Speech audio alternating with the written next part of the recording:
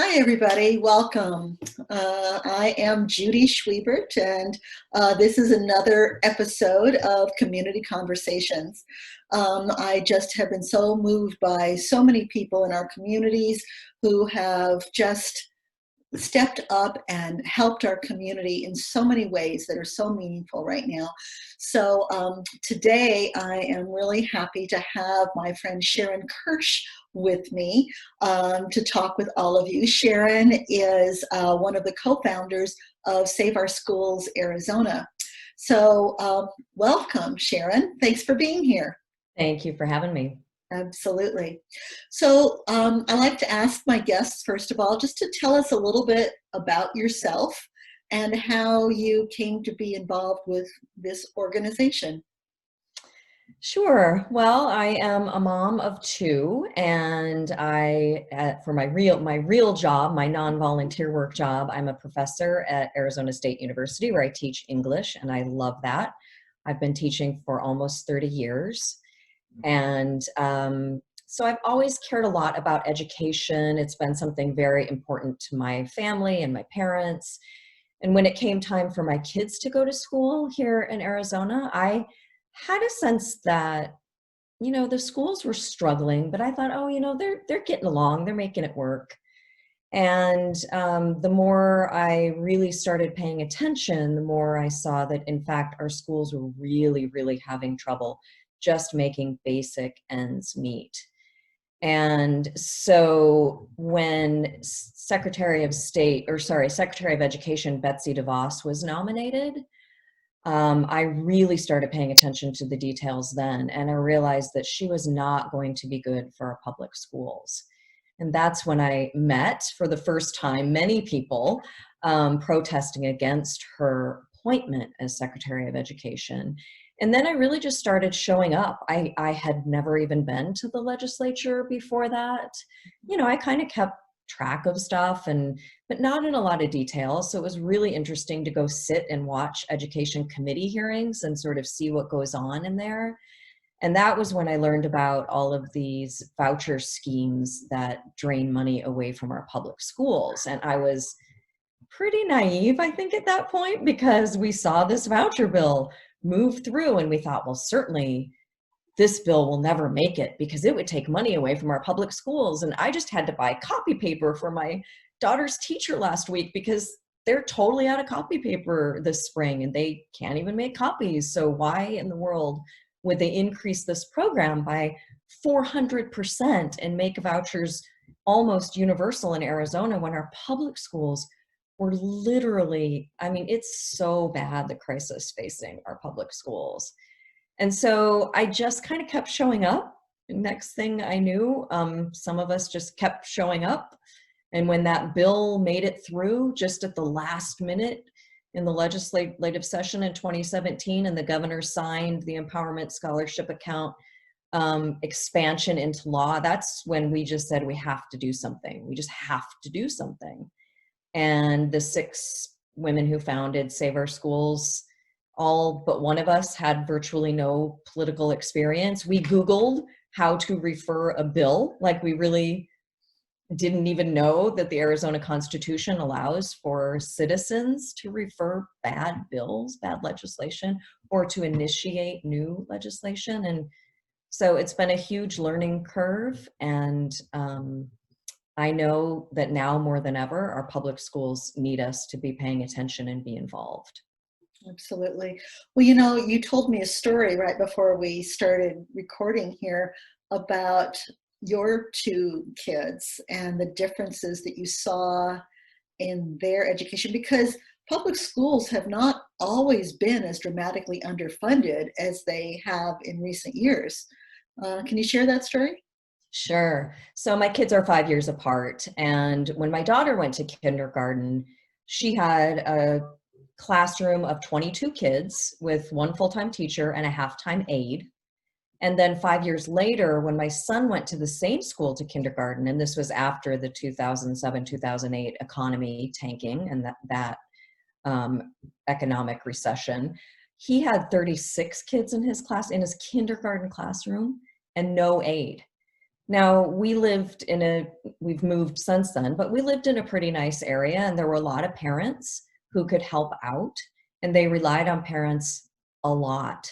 And I knew then that not all schools, not all neighborhoods are filled with parents who have the means to take a few hours off work, or maybe they don't work, but his kindergarten teacher relied enormously on parents being able to show up every day and help her. And even then, it was a super hard year for my son Mhm. because some kids, in kindergarten especially, like some kids come in knowing their alphabet, learning how to read. Other kids maybe haven't been to preschool. They're not even used to the day, like, and Mhm. spending the day at school. So it's a huge transition for kids in kindergarten. And it made it tough for my son that year. So, Mhm. and we still now, 10, 11, 12 years later, have the second highest class sizes in the country.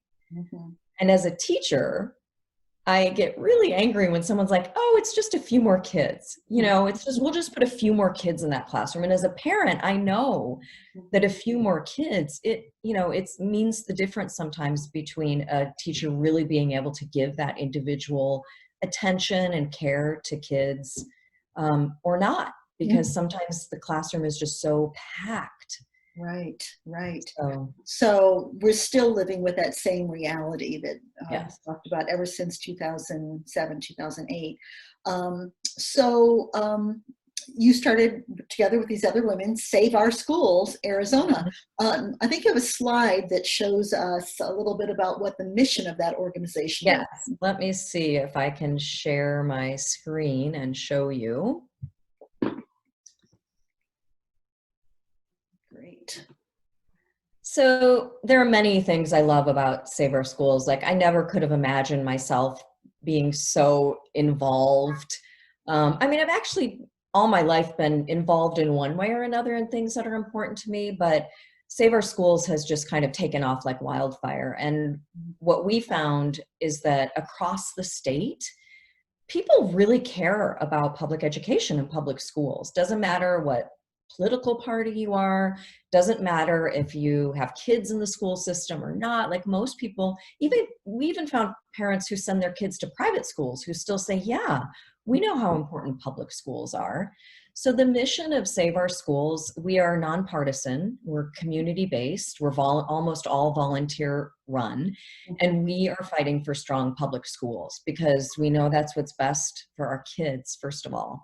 And we know that's what is going to make our whole state stronger. We Mhm. need a good, strong, educated workforce. I feel like one of the things we found with the pandemic is we know we need a good, strong community school in every neighborhood because those are the locations that fed kids and their families when Mhm. schools closed down. Schools continue to provide lunches and meals for families in need. And they are just such a cornerstone of their communities and such an important part of their communities. Mhm.